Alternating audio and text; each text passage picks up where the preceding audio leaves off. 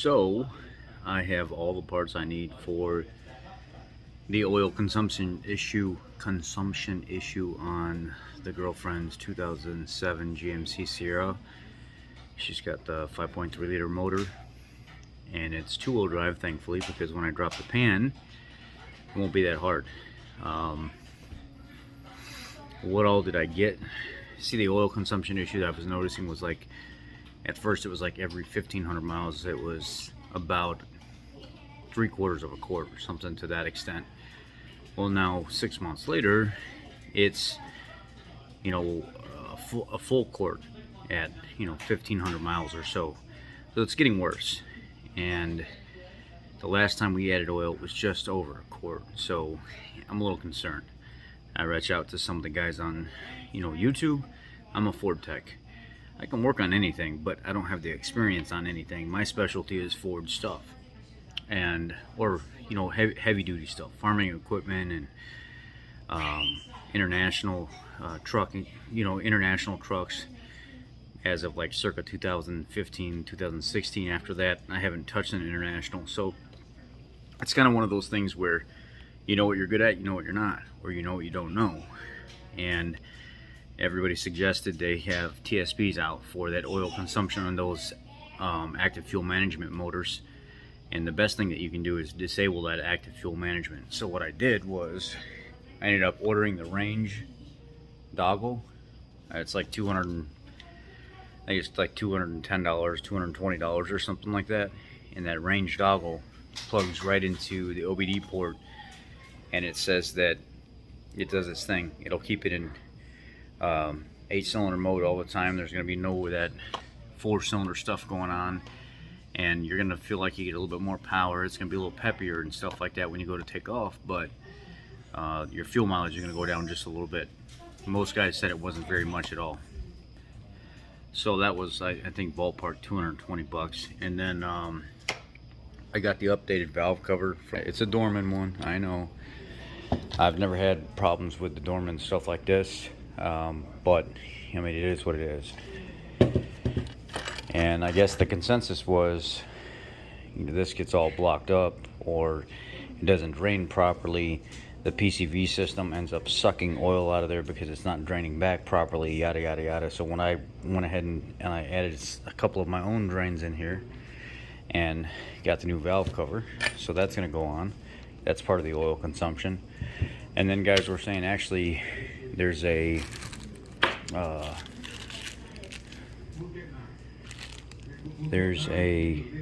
oil pressure relief in the oil pan. It's screwed into the oil pan, and it has a hat that has to go over it that's probably never been updated, and that sits down over it, and I guess it directs the oil back into the pan instead of splashing all over the place. Whatever.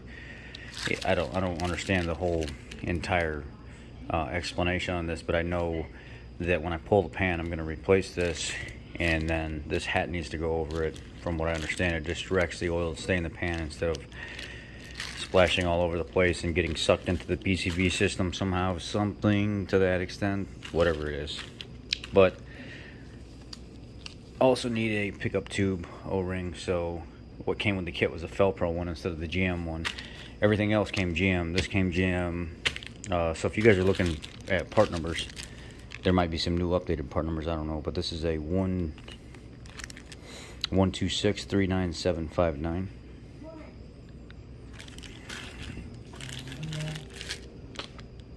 And this oil pressure relief valve, part number is, well, 126-08835. And then the Felpro, the inlet tube O-ring, is a 72401. You can see right there it's 5.3 liter. It says 6.0 liter and 4.8 liter, and it's 1999 to 2009 model year, it says. The GM gasket, 126-12350. So this will go And then the Dorman valve cover, it says part number is 264969. Made in China. Some people don't like it. Some people actually had a bunch of smart aleck things to say when I shared what I ended up finding on this. And you know, I used to kind of feed into a lot of that stuff, and when people were ignorant, I would tell them off and just tell them how ridiculous they were being. Now, people that do that type of stuff, I just get rid of them from the channel. I don't even care what they have to say. They're not important to me. So that's kind of how things have been running lately. I've just been booting all the ignorant people right off the channel. If they want to act like they know everything, then they don't need to be on my channel. So, I mean, I'm here trying to build a community, not build a bunch of ignorant people. And yeah, this is the kit. This is what's supposed to fix the oil consumption issues.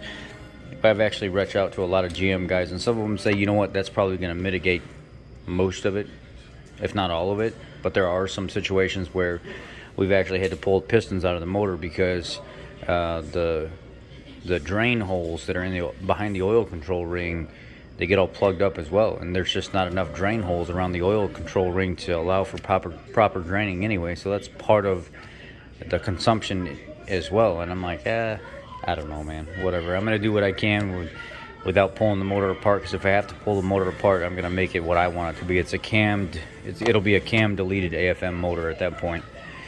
But this is what we're gonna go with right now, and I should have an update maybe this weekend. I'm hoping we can get this done. I'm gonna go out to my shop tomorrow.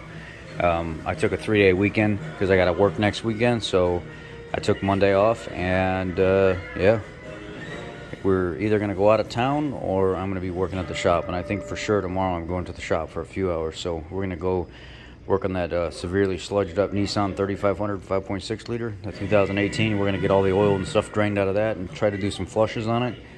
And yeah, stay tuned for the update, guys. I appreciate y'all being here, and again, this is what I have found to stop the oil consumption. Let's see what happens.